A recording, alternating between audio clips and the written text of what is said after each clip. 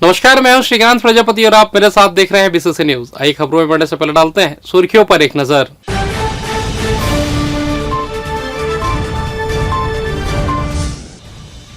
समर्थन मूल्य पर धान खरीदी हुई शुरू, जिले में 1,37,000 किसान पंजीकृत। जयंती पर याद किए गए पंडित नेहरू, कांग्रेस जनों ने किया माल्यार्पण। निकाय कर्मचारी हड़ताल के बाद करेंगे चुनाव बहिष्कार, 6 सूत्रीय मांगों पर दिया अल्टीमेटम। विश्व मधुमेह दिवस पर किया गया जागरूक, निशुल्क शिविर में हुआ हेल्थ चेकअप। तो ये थी सुर्खियां, अब खबरें विस्तार से। जिले में 14 नवंबर से धान खरीदी पर्व का आगाज हो गया है। धान बेचने के लिए टोकन कटाने वाले सुबह से ही किसान समितियों में धान लेकर बेचने पहुंचे थे। पहले ही दिन 194 किसानों ने धान बेचने के लिए टोकन कटवाया है। 120 टोकन ऐप द्वारा और 74 टोकन समितियों द्वारा कटवाया गया है। इन किसानों से 80 समितियों में 9,122 क्विंटल धान की खरीदी की जाएगी। धान खरीदी को लेकर किसानों में खासा उत्साह देखा जा रहा है। कलेक्टर अवनी शरण ने धान खरीदी अभियान का हरदी कला खरीदी केंद्र में शुभारंभ किया। इलेक्ट्रॉनिक काटा बाट की पूजा अर्चना कर किसान भुजबल यादव द्वारा लाए गए धान की तौलाई की। कलेक्टर ने श्री यादव सहित खरीदी केंद्र में उपस्थित अन्य किसानों का स्वागत किया। कलेक्टर ने धान बेचने किसानों से केंद्र में दी जा रही सुविधाओं की जानकारी ली। किसानों ने बताया कि सरकार द्वारा शुरू किया गया टोकन तुम्हर हाथ ऐप के जरिए टोकन कटाने की सुविधा मिली है, जो बहुत ही उपयोगी है। लंबी लाइन से हमें राहत मिली है। उन्होंने कलेक्टर को बताया कि वे सभी व्यवस्थाओं से संतुष्ट है। हरदी कला उपार्जन केंद्र में धान बेचने के लिए 5 किसानों ने टोकन कटवाया था। भुजबल यादव 125 बोरों में 50 क्विंटल धान लेकर आए थे। उनका पूरा धान खरीद लिया गया। कलेक्टर ने नमी का परीक्षण करने के बाद इसकी तौलाई करवाई। हरदी कला समिति में 1166 किसानों ने धान बेचने के लिए पंजीयन कराया। इस समिति में बसिया, हरदी कला और कोरमी गांव के किसान अपना धान बेचने आते हैं। धान खरीदी केंद्र में किसानों के लिए सभी व्यवस्थाएं की गई है। इस दौरान एसडीएम बिल्हा बजरंग वर्मा सहित अन्य अधिकारी कर्मचारी मौजूद थे। हाईकोर्ट और सुप्रीम कोर्ट के आदेश के बाद भी गुरु घासीदास सेंट्रल यूनिवर्सिटी में लंबे समय से कार्यरत दैनिक वेतनभोगी कर्मचारियों को नियमित नहीं किया जा रहा है। इस मामले में दायर अवमानना याचिका की सुनवाई करते हुए हाईकोर्ट ने कुलपति, रजिस्ट्रार समेत केंद्रीय मानव संसाधन विभाग के सचिव को नोटिस जारी कर जवाब मांगा है। बता दें कि सुप्रीम कोर्ट ने हाईकोर्ट के फैसले के खिलाफ दायर यूनिवर्सिटी के एसएलपी को खारिज कर दिया है। इसके बाद भी यूनिवर्सिटी प्रबंधन कर्मचारियों की कोई सुनवाई नहीं कर रहा है। दरअसल गुरु घासीदास यूनिवर्सिटी में विजय कुमार गुप्ता सहित 98 अन्य दैनिक वेतनभोगी कर्मचारी के पद पर कार्यरत थे। सभी राज्य विश्वविद्यालय की स्थापना के बाद से 10 साल या उससे अधिक समय से पदस्थ थे। उसी समय 22 अगस्त 2008 को राज्य शासन के सामान्य प्रशासन विभाग ने दैनिक वेतनभोगी कर्मचारियों को नियमित करने का आदेश जारी किया था। इसके तहत 10 साल या उससे अधिक समय से कार्यरत कर्मचारियों को नियमित करना था। वेतनभोगी कर्मचारियों को नियमित करने का आदेश, इस आदेश के परिपालन में उच्च शिक्षा संचालक ने भी 26 अगस्त 2008 को विभाग में कार्यरत ऐसे कर्मियों को स्ववित्तीय योजना के तहत नियमितीकरण और नियमित वेतनमान देने का आदेश दिया। मार्च 2009 तक इन्हें नियमित वेतन भी दिया गया। इसके बाद बिना किसी जानकारी या सूचना दिए यूनिवर्सिटी ने नियमित वेतन देना बंद कर दिया था। छत्तीसगढ़ आधार सेवा समिति के बैनर तले प्रदेश के सभी आधार ऑपरेटर 3 दिवसीय हड़ताल पर जाने वाले हैं, जिसे लेकर गुरुवार को जिला मुख्यालयों में सीओ चिप्स के नाम ज्ञापन सौंपा गया। ज्ञापन में ऑपरेशन संघ ने बताया कि उन्हें लोक सेवा केंद्र में सर्विस के लिए इन हाउस मॉडल में काम दिया जा रहा है, जिसके लिए उन्हें फिर से तमाम उपकरण जैसे कंप्यूटर, लैपटॉप, स्कैनर आदि चिप से खरीदना पड़ेगा। वहीं उन्हें कमीशन की राशि जो लंबित है उसकी मांग की गई है। लोक सेवा केंद्रों को शासकीय परिसर घोषित करने और 50 लाख का बीमा कराने की भी मांग की गई है। उन्होंने टेक्निकल समस्याओं के निदान के लिए व्यवस्था करने और काम के दौरान गलती होने पर कड़ी कार्रवाई न कर मार्गदर्शन देने की भी मांग की है। यह है कि हम लोग आधार बनाने का कार्य करते हैं, जो पब्लिक से रिलेटेड सर्विस का कार्य करते हैं। हमारी मांग यह है कि गवर्नमेंट ने एक इन हाउस पॉलिसी लाई गई है, जिसके तहत जो आधार बनाने की जो मशीन होती है, किट होती है, वो शासन फिर से रीपर्चेज करेगा, उसे दोबारा परचेज करेगा। तो हमारी मांग यह है कि जब सब चीज़ की सुविधा हमारे पास है तो दूसरी परचेज करने की मतलब क्या है। तो हमारी मांग यह है कि हमारी किट को ही इन हाउस मॉडल में सम्मिलित किया जाए और हमारे चॉइस सेंटर को, जो ऑलरेडी एक शासकीय परिसर घोषित है, उसको शासकीय परिसर घोषित किया जाए, जिसके लिए एक लोक सेवा अधिनियम भी शासन के द्वारा राज्यपाल में विधानसभा में पास किया हुआ है 2011 में। तो हमारी यही सब मांग है, और अब ये मांग को देखते हुए अपन 3 दिन के लिए अपन हड़ताल पे जा रहे हैं सांस्कृतिक। 18, 19, 20 नवंबर को 3 दिन की हड़ताल रहेगी। शांतिपूर्वक अपने चॉइस सेंटर से बैठ के हड़ताल करने का निर्णय लिया गया है। जिला कांग्रेस कमेटी द्वारा 14 नवंबर को नेहरू चौक में प्रथम प्रधानमंत्री भारत रत्न स्वर्गीय जवाहरलाल नेहरू की जयंती मनाई और उनके प्रतिमा पर माल्यार्पण किया। इस दौरान कांग्रेसियों ने कहा कि नेहरू जी अंतर्राष्ट्रीय पर्सनालिटी थे। देश की आर्थिक, औद्योगिक, कृषि सहित सभी क्षेत्रों में एक व्यवस्थित विकास की नींव रखी। आपको बता दें कि जवाहरलाल नेहरू को बच्चे काफी पसंद थे और बच्चे उन्हें चाचा नेहरू के नाम से पुकारते थे। यही वजह है कि 14 नवंबर को नेहरू जी के जन्मदिन पर चिल्ड्रंस डे मनाया जाता है। और फिलहाल वक्त तो चला छोटे से ब्रेक का, मिलते हैं ब्रेक के बाद, कहीं जाइएगा नहीं। पिछले 17 वर्षों से रियल एस्टेट के क्षेत्र में दे रहे हैं अपनी सेवाएं और लगातार शहर की जनता को एक नई लिविंग लाइफस्टाइल। अपने कार्यों एवं सेवाओं के माध्यम से लाखों लोगों की उम्मीदों को दिया है आकार। इसलिए जिले में ही नहीं, पूरे प्रदेश में इनकी पहचान है बरकरार। आपके सपनों के घर को हकीकत में बदल कर है दिखाना, इसलिए आपके लिए लेकर आए हैं भाटी आशिया।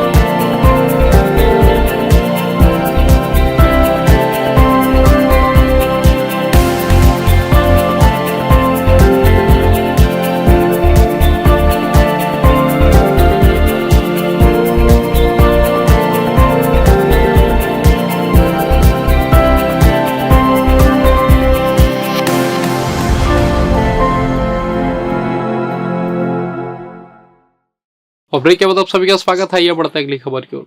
नगरीय निकाय अधिकारी कल्याण संघ छत्तीसगढ़ द्वारा अपनी 6 सूत्रीय मांगों को लेकर 3 दिवसीय हड़ताल किया जा रहा है। गुरुवार को हड़ताल का तीसरा दिन रहा, जहां सभी अधिकारी कर्मचारियों ने अपनी मांगों को लेकर जल्द निर्णय न होने पर आगामी निकाय चुनाव में मतदान का बहिष्कार करते हुए विरोध किया जाएगा। गौरतलब है कि अपनी 6 सूत्रीय मांगों, जिनमें महीने के 1 तारीख को ट्रेजरी के माध्यम वेतन, ठेका पद्धति समाप्त कर नियमितीकरण, ओल्ड पेंशन, अनुकंपा नियुक्ति, पदोन्नति जैसी प्रमुख मांगे हैं, जिसे लेकर सभी वर्षों से संघर्षरत है। हड़ताल के दौरान अधिकारी कर्मचारी को अन्य संगठनों का भी समर्थन मिला है, जिन्होंने इस मांगों को जायज ठहराते हुए अपना साथ दिया है। ये जो नगरीय निकाय है, ये टैक्स पर ही आधारित है। अगर टैक्स वसूली हुआ तो सैलरी मिला, और आज की डेट में ऐसा है कि डिमांड कम है और सैलरी ज्यादा है। जैसे उदाहरण के तौर पर बताऊंगा आपको, जैसे मेरे निकाय की बात करूंगा, ठीक है। मेरे निकाय में डिमांड है 39 लाख रुपए, ठीक है। सैलरी जाता है 1.5 करोड़ रुपया, बाकी पैसा कहाँ से आएगा? इसके बारे में शासन को सोचना चाहिए ना। शासन तो बोलती वसूली करो, ठीक है, तो वसूली कर रहे हैं, हम नहीं बोल रहे नहीं कर रहे करते। और अभी जो हम हड़ताल कर रहे हैं, 6 सूत्रीय आंदोलन है, उसका आज समापन है। 6 सूत्रीय में पहला सैलरी है, दूसरा ओल्ड पेंशन है, अनुकंपा नियुक्ति है, पदोन्नति है, ठेका पलटा बंद करने का हमने उसमें एजेंडा जोड़ा हुआ है। और हमारा 6वां और 7वां वेतनमान का एरियर्स है, सभी विभागों को मिल गया है एरियर्स, हमको नहीं मिला है। ओल्ड पेंशन की भी ऐसी स्थिति है, सभी विभागों को ओल्ड पेंशन मिल गया है, हमको नहीं मिला है। तो ये क्या करेंगे आप? 3 दिनों का आप लोगों ने ये हड़ताल किया है, अब आगे क्या करेंगे? अभी फिलहाल अभी यहीं पर हम लोग कोर कमेटी की बैठक बुलाए हैं शाम को, फिर निर्णय लेंगे कि आगे क्या करना है। जा सकते हैं अनिश्चितकालीन हड़ताल में भी जा सकते हैं। और कुछ ऐसे निर्णय बहिष्कार की बात हाँ, फिलहाल अभी हम माननीय कलेक्टर महोदय को सभी से हमने सामूहिक रूप से साइन कराया है और हमने माननीय कलेक्टर महोदय को ज्ञापन भी करूंगा। कोई भी नगरीय निकाय का जो कर्मचारी है, उनके परिवार है, वो वोट नहीं करेगा इस बार।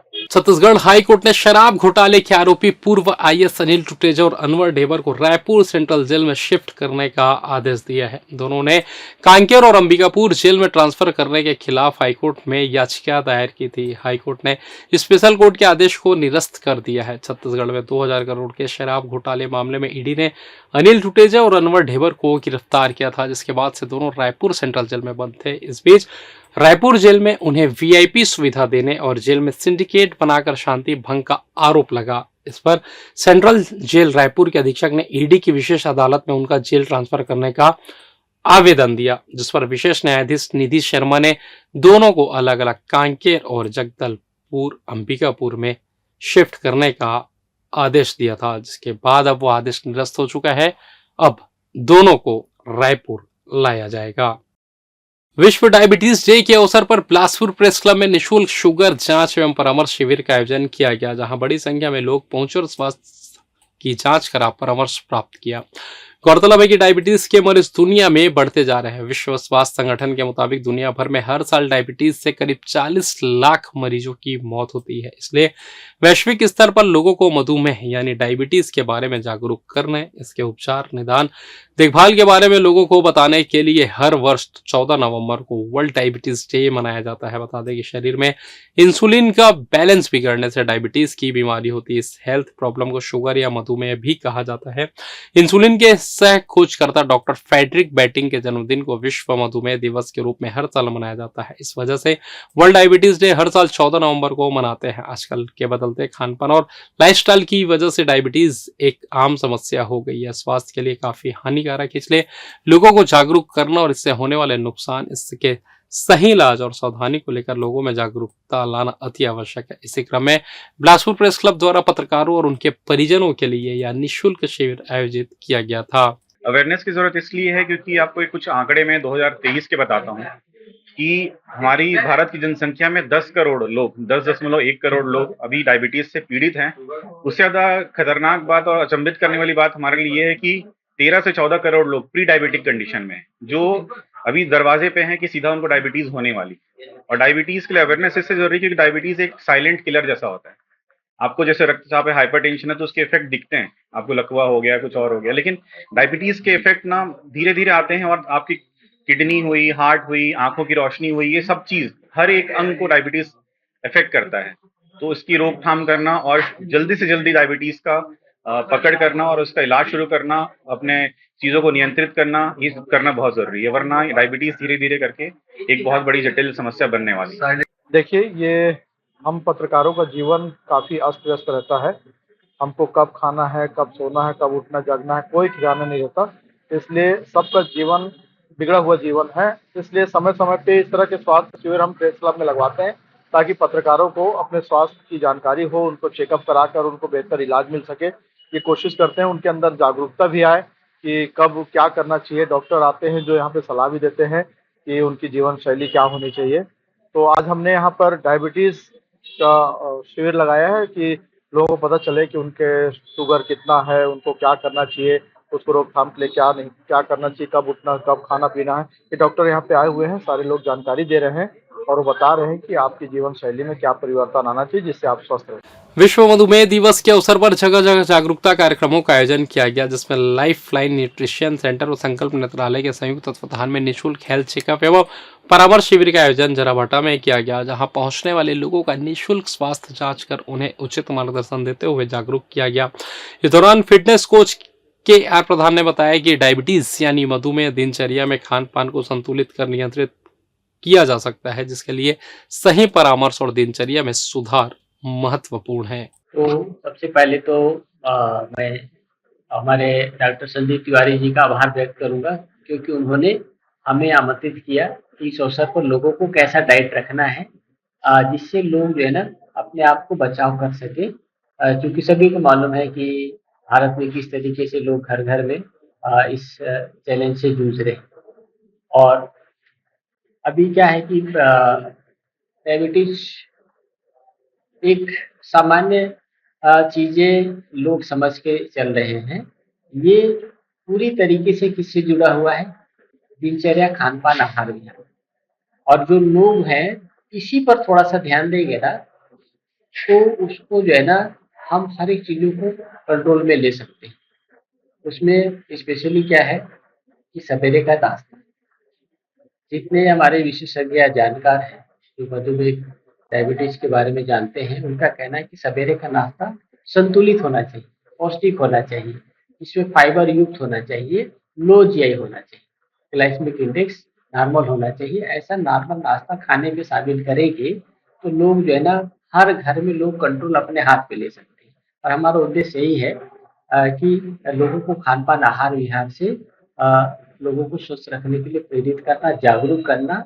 और इस उपलक्ष्य में हमारे डॉक्टर साहब ने हमें आमंत्रित किया, तो हम लोग ये कर रहे हैं। और ऑलरेडी हमारे जो गवर्नमेंट के तरफ से, फूड डिपार्टमेंट की तरफ से भी लोगों को ईट राइट फूड मिशन, मतलब बेहतर भोजन, बेहतर जीवन के लिए हमें जिम्मेदारी दिया है। तो ये हम लोग कुछ कर पा रहे हैं। और फिलहाल इस बुलेटिन में बस इतना ही। मुझे दीजिए इजाजत, फिर होगी आपसे मुलाकात। तब तक देखते रहिए BCC न्यूज़। नमस्कार।